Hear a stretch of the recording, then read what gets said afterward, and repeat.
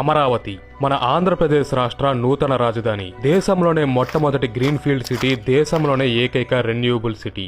ఇలా గత 10 ఏళ్లుగా మనం అమరావతి గురించి వింటూనే వస్తున్నాం. కానీ ఇప్పటికీ ఈ నగరానికి ఒక తుది రూపు అనేది రాలేదు. దానికి కారణం రకరకాల political reasons.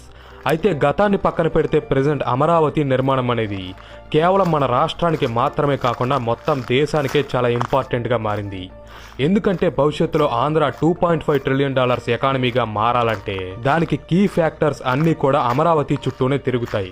And Andhra economy పెరిగిందంటే అప్పుడు ఆటోమేటిక్గా దేశ ఎకానమీ కూడా పెరిగినట్టే.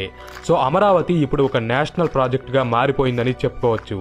అందుకే ఈ వీడియోలో మనం అనుకున్న మాస్టర్ ప్లాన్ ప్రకారమే అమరావతి నిర్మాణం జరిగితే ఆ సిటీ ఎంత గొప్పగా రెడీ అవుతుందో, భవిష్యత్తులో రాష్ట్ర దేశ ఆర్థిక వ్యవస్థలకు ఎంతగా కాంట్రిబ్యూట్ చేస్తుందో వంటి అంశాలను తెలుసుకుందాం.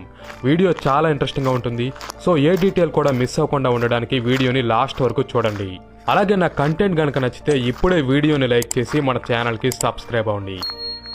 ఫిక్స్ చేసిన మాస్టర్ ప్లాన్ ప్రకారమే అమరావతి కన్స్ట్రక్షన్ అనేది జరిగితే అప్పుడు దేశంలోని హైదరాబాద్, బెంగళూరు వంటి సిటీసే కాదు కదా, ప్రపంచంలోని ఎంత గొప్ప మహానగరమైనా సరే దీని ముందు దిగదూడిపే అంత గ్రాండ్గా ఉండబోతుంది మన అమరావతి. అయితే అమరావతి ల్యాండ్ పూలింగ్ గురించి, దీని ముందు వెనక జరిగిన పాలిటిక్స్ గురించి మీ అందరికీ బాగా తెలుసు. సో వాటి గురించి నేను ఇక్కడ మాట్లాడను. కేవలం దీని ఫీచర్స్, డిజైన్ మరియు మాస్టర్ ప్లాన్ వంటి అంశాలను మాత్రమే ఇక్కడ డిస్కస్ చేసుకుందాం. అమరావతి క్యాపిటల్ రీజన్ అనేది గుంటూరు జిల్లాలోని కృష్ణా నది పరివాహక ప్రాంతాల్లో లొకేట్ అయి ఉంది. దీన్ని మొత్తం 33,000 ఎకరాల సువిశాల ప్రాంతాల్లో నిర్మించబోతున్నారు. అంటే అప్రాక్సిమేట్గా 133 కిలోమీటర్లు అన్నమాట. ఇంత భారీ స్థాయిలో ఇప్పటి వరకు మన దేశంలో ఏ నగరాన్ని కూడా నిర్మించలేదు. ఇదే మొదటిసారి కాబోతుంది.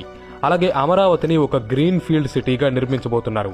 గ్రీన్ ఫీల్డ్ సిటీ అంటే ఒక ఖాళీ స్థలంలో అన్నీ కూడా స్క్రాచ్ నుంచే నిర్మించిన సిటీ. అంటే ముందుగానే ఆ ఖాళీ ప్లేస్లో రోడ్స్, హైవేస్ని కన్స్ట్రక్ట్ చేస్తారు. వాటర్, ఎలక్ట్రిసిటీ వంటి రిసోర్సెస్ని అందించే ప్లాంట్స్ని కూడా ఏర్పాటు చేస్తారు. కమ్యూనికేషన్, డ్రైనేజ్, వేస్ట్ మేనేజ్మెంట్ ఇలా కీ ఇన్ఫ్రాస్ట్రక్చర్ని బిల్డ్ చేసిన తర్వాతే మిగతా సిటీని ఎక్స్పాండ్ చేస్తారు. ఈ రకంగా ముందే అన్ని ప్లాన్ చేసుకోవడం ద్వారా ఫ్యూచర్లో సిటీ పాపులేషన్ ఎంత పెరిగినా కూడా ఎటువంటి ప్రాబ్లం అనేది రాదు. అండ్ ఆకస్మిక వరదలు, ప్రకృతి వైపరీత్యాలు వచ్చినా సరే సిటీ చాలా స్ట్రాంగ్గా నిలబడుతుంది. అదే మనం దేశంలోని మిగతా సిటీస్ని గమనిస్తే అవి ప్రాపర్ ప్లానింగ్ అనేవి లేకుండా కాలంతో పాటు ఎవాల్వ్ అయిన సిటీస్. ఈ కారణంగానే అక్కడ రోజు రోజుకి పొల్యూషన్, పాపులేషన్ వంటి సమస్యలు పెరగడంతో పాటు చిన్న వర్షం వచ్చినా సరే మొత్తం డ్రైనేజ్ సిస్టమ్ పొంగి పొర్లి పరిస్థితులు అల్లకల్లోలంగా మారిపోతున్నాయి. ఇదే భవిష్యత్తులో అమరావతి మరియు దేశంలోని మిగతా సిటీస్కి మధ్య ఉండబోయే మేజర్ డిఫరెన్స్ అవుతుంది.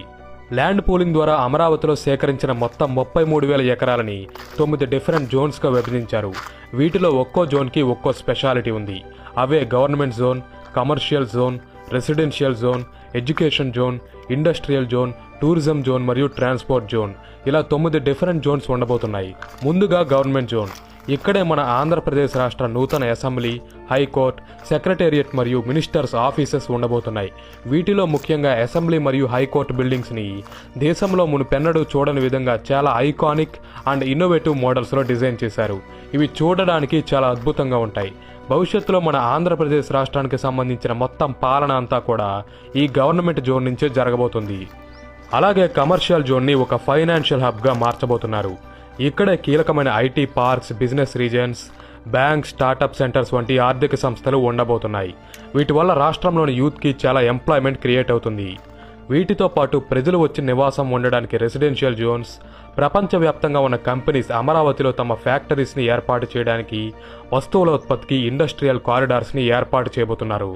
ఎడ్యుకేషన్ హబ్లో దేశంలోనే టాప్ యూనివర్సిటీస్, కాలేజెస్ మరియు స్కూల్స్ ఉండబోతున్నాయి.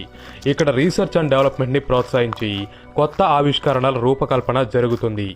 అలాగే ప్రజలకు హై క్వాలిటీ వైద్యాన్ని అందించేందుకు ఒక డెడికేటెడ్ హెల్త్ జోన్, టూరిస్టులను అట్రాక్ట్ చేసేందుకు amusement parks, cricket stadiums, museums, బౌద్ధ స్తూపం ఇలా ఎన్నో టూరిస్ట్ స్పాట్స్ ఉండబోతున్నాయి.